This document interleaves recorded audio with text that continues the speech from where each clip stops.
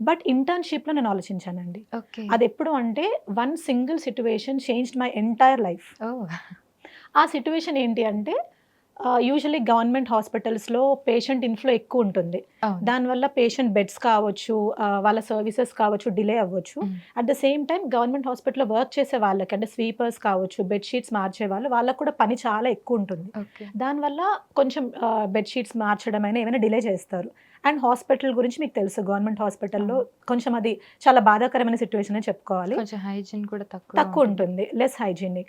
So, ఒకరోజు నేను ఇంటర్న్‌షిప్‌లో ఉన్నప్పుడు, నేను హాస్పిటల్‌కెళ్ళినప్పుడు మార్నింగ్ 8కే అన్ని పెయింటింగ్ వర్క్స్ అవుతున్నాయి. బెడ్ షీట్స్ అన్నీ మారుస్తున్నారు. చాలా క్లీన్‌గా పెడుతున్నారు. హుహు. So, I asked one of them. I usually talk with a lot of people అండి. అంటే నేను నా చుట్టూ ఉన్న వాళ్ళతో నేను మాట్లాడాలి, ఇంటరాక్ట్ ఓకే. అవ్వాలని అనుకుంటా. ఆ ప్లేస్‌ని హార్మోనియస్‌గా ఉంచాలి ఓకే. అనుకుంటాననమాట. సో, అలా ఒకరోజు అడిగాను. "ఏంటి అంకుల్ ఈరోజు తొందరగా వచ్చారు" అని చెప్పి.